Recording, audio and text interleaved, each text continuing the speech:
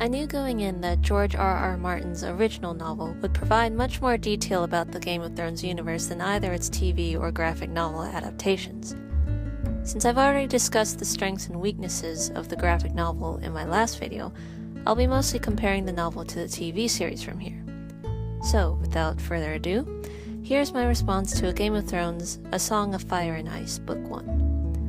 While I'd heard that the TV series does lift the majority of its dialogue word for word from the source material, I was surprised how the novel allowed you to suddenly beam yourself into certain characters' heads and hear their every last detailed thought about what was being said to them.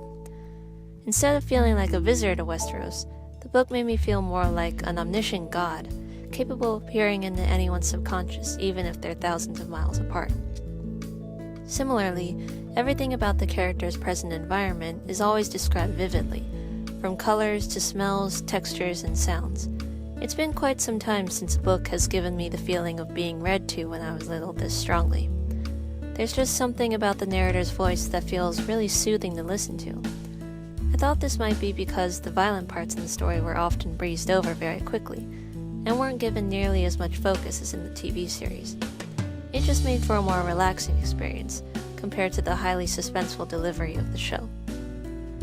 There were also certain events here and there that simply went down differently between the novel and the TV series. For the most part, these differences involved taking only slightly different paths to the same outcome. But I think one of the most significant changes in the excerpts we read was how the wolf and the mountain were introduced into the story. In the novel, the wolf corners Sansa as he's escorting her from a party, and screams how his brother shoved his face into a fire when he was young, all while holding her down and forcing her to look at the disfigured half of his face. The TV adaptation changes the wolf's characterization drastically, and I honestly think it was for the better. In this version, Sansa hears of the brother's disturbing past from Lord Baelish, as he makes idle conversation during the jousting tournament.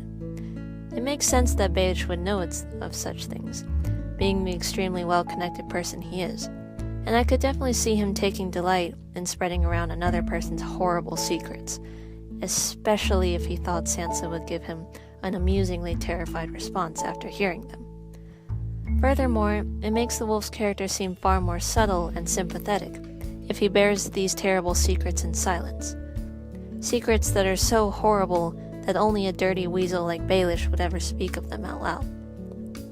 In conclusion, I would highly recommend this novel, both to fans of the TV series and to people who are simply looking for a richly detailed fantasy to get lost in.